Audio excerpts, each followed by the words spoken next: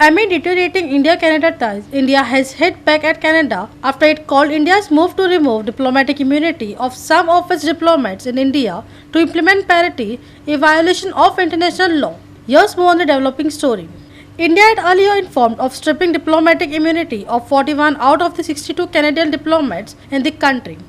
Reacting to the development, Canadian Minister of Foreign Affairs Melanie Joly called the move unethical and unilateral.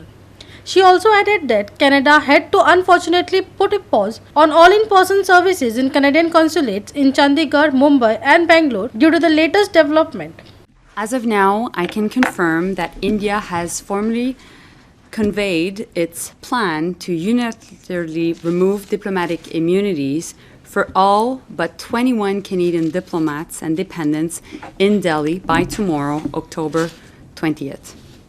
This means 41 Canadian diplomats and their 42 dependents were in danger of having immunity stripped on an arbitrary date, and this would put their personal safety at risk.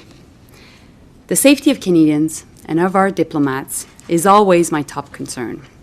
Given the implications of India's actions on the safety of our diplomats, we have facilitated their safe departure from India.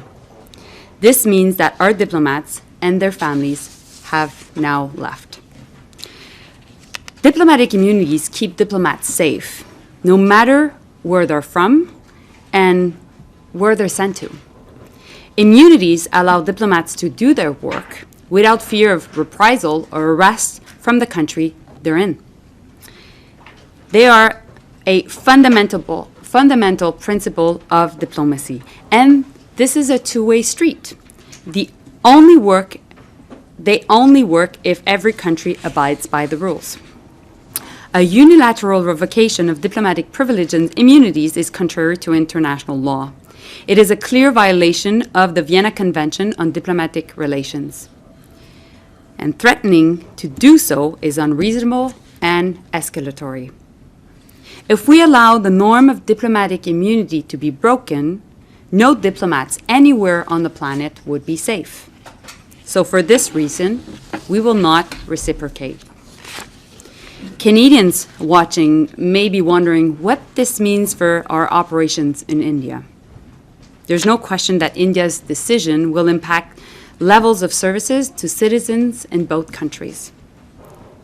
Unfortunately, we have to put a pause on all in-person services in our consulates in Chandigarh, in Mumbai, and in Bangalore. The Indian Ministry of External Affairs on Friday issued a statement reacting to Canada's allegation. The ministry defended its move by saying that India's move to implement parity is consistent with the Vienna Convention and that India rejects Canada's attempt to portray the implementation of parity as a violation of international law. The tension between the two nations ensued after Canada accused India of playing a role in the killing of Khalistani terrorist Hardeep Singh Nijjar. Manish Parab and Shivani Sangelkar for GOA365.